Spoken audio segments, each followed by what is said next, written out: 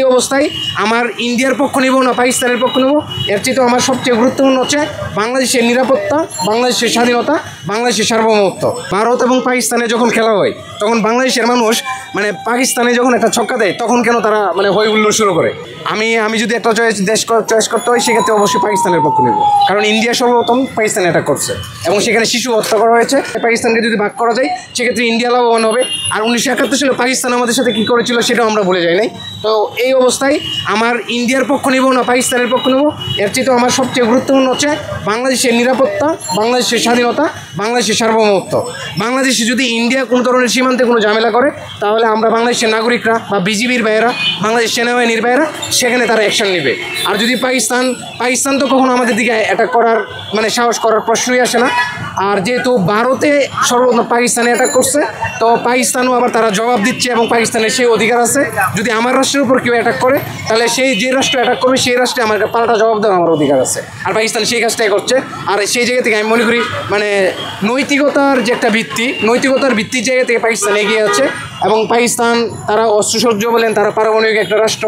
আর যেহেতু দুইটাই পারমাণবিক শক্তিধর রাষ্ট্র সেহেতু আমরা চাই না কোনো যুদ্ধ, দ্বন্দ্ব, সংঘাত, কারণ যুদ্ধ, দ্বন্দ্ব, সংঘাত সবসময় সাধারণ মানুষের ক্ষতি করে। আসলে দেখেন ভারত এবং পাকিস্তানে যখন খেলা হয় তখন বাংলাদেশের মানুষ মানে পাকিস্তানে যখন একটা ছক্কা দেয় তখন কেন তারা মানে হই হুল্লোড় শুরু করে বা পাকিস্তানের সপক্ষে কিন্তু বেশিরভাগ অবস্থান নেই।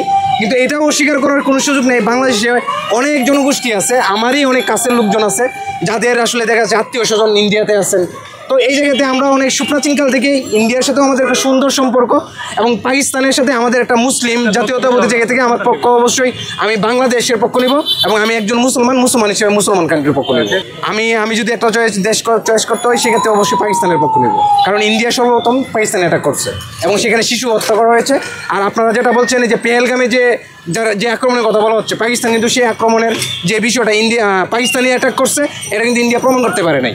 এবং যেহেতু ইন্ডিয়া প্রমাণ করতে পারে নাই তার পরবর্তীতে তারা আবার এই ধরনের একটি মানে আন্তর্জাতিক আইন লঙ্ঘন করে তারা একটি দেখা যাচ্ছে পাকিস্তানে অ্যাটাক করলো, যেগুলো টেবিলেই সমাধান সম্ভব ছিল আলোচনার মাধ্যমে, সেটা তারা ওই পথে না গিয়ে জাতিসংঘের মাধ্যম বা অন্য কোনো মধ্যস্থতাকারী কোনো দেশের মাধ্যমে তারা সমাধান না করে এই ধরনের একটি উস্কানিমূলক আচরণ বা একটি আক্রমণ যে এই কাজগুলো করেছে, এই কাজগুলো মানে নিঃসন্দেহে ইন্ডিয়া অনেক ভুল কাজ করেছে।